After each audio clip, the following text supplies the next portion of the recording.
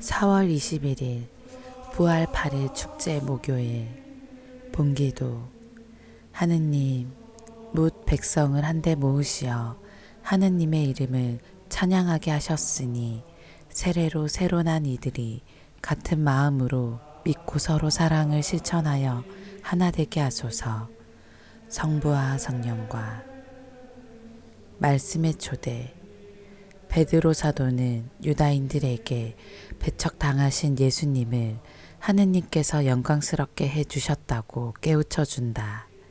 제자들에게 나타나신 예수님께서 평화를 기원하시며 당신께서 참으로 부활하셨음을 보여주신다. 제1독서. 여러분은 생명의 영도자를 죽였습니다. 그러나 하느님께서는 죽은 이들 가운데에서 그분을 다시 일으키셨습니다. 사도행전의 말씀입니다. 그 무렵 치유받은 불구자가 베드로와 요한 곁을 떠나지 않고 있는데 온 백성이 크게 경탄하며 솔로몬 주랑이라고 하는 곳에 있는 그들에게 달려갔다. 베드로는 백성을 보고 말하였다. 이스라엘인 여러분, 왜 이 일이 이상히 여깁니까? 또 우리의 힘이나 신심으로 이 사람을 걷게 만들기나 한 것처럼 왜 우리를 유심히 바라봅니까? 여러분은 예수님을 빌라도에게 넘기고 그분을 놓아주기로 결정한 빌라도 앞에서 그분을 배척하였습니다. 그러나 아브라함의 하느님과 이삭의 하느님과 야곱의 하느님, 곧 우리 조상들의 하느님께서는 당신의 종 예수님을 영광스럽게 하셨습니다.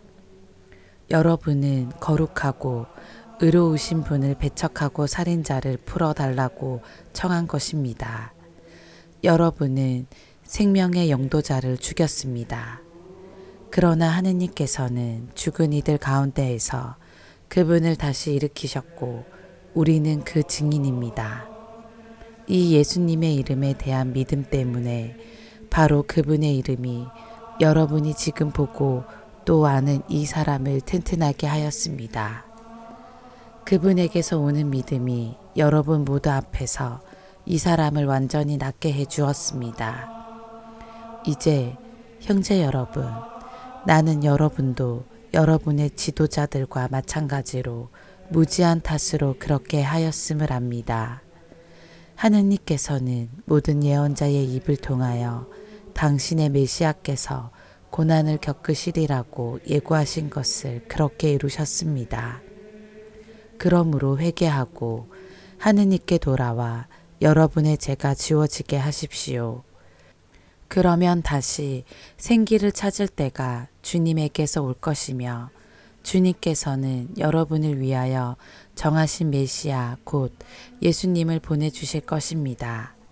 물론 이 예수님께서는 하느님께서 예로부터 당신의 거룩한 예언자들의 입을 통하여 말씀하신 대로 만물이 복원될 때까지 하늘에 계셔야 합니다. 모세는 이렇게 말하였습니다. 주 너희 하느님께서는 너희 동족 가운데에서 나와 같은 예언자를 일으켜 주실 것이니 너희는 그가 하는 말은 무엇이든지 다 들어야 한다. 누구든지 그 예언자의 말을 듣지 않는 자는 백성에게서 잘려나갈 것이다.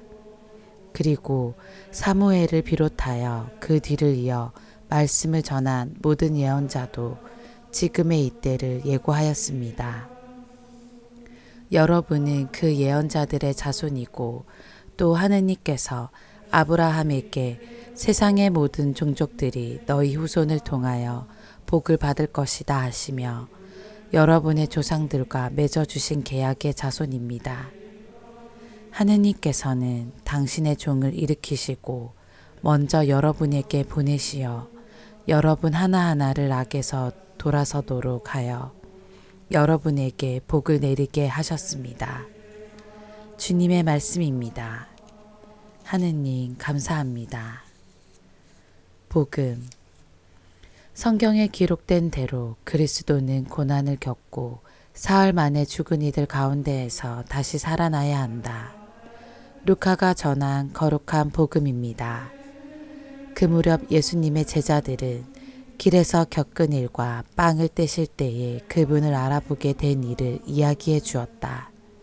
그들이 이러한 이야기를 하고 있을 때 예수님께서 그들 가운데에 서시어 평화가 너희와 함께 하고 그들에게 말씀하셨다. 그들은 너무나 무섭고 두려워 유령을 보는 줄로 생각하였다. 그러자 예수님께서 그들에게 이르셨다. 왜 놀라느냐? 어찌하여 너희 마음에 여러 가지 의혹이 있느냐? 내 손과 내 발을 보아라. 바로 나다. 나를 만져보아라. 유령은 살과 뼈가 없지만 나는 너희도 보다시피 살과 뼈가 있다. 이렇게 말씀하시고 나서 그들에게 손과 발을 보여주셨다. 그들은 너무 기쁜 나머지 아직도 믿지 못하고 놀라워하는데 예수님께서 그들에게 여기에 먹을 것이 좀 있느냐 하고 물으셨다. 그들이 구운 물고기 한 토막을 드리자 예수님께서는 그것을 받아 그들 앞에서 잡수셨다. 그리고 그들에게 이르셨다. 내가 전에 너희와 함께 있을 때에 말한 것처럼 나에 관하여 모세의 율법과 예언서와 시편에 기록된 모든 것이 다 이루어져야 한다. 그때 예수님께서는 그들의 마음을 여시어 성경을 깨닫게 해주셨다. 이어서 그들에게 이르셨다. 성경에 기록된 대로 그리스도는 고난을 겪고 사흘 만에 죽은 이들 가운데에서 다시 살아나야 한다. 그리고 예루살렘에서부터 시작하여 죄의 용서를 위한 회개가 그의 이름으로 모든 민족들에게 선포되어야 한다. 너희는 이 일의 증인이다. 주님의 말씀입니다. 그리스도님 찬미합니다. 오늘의 묵상.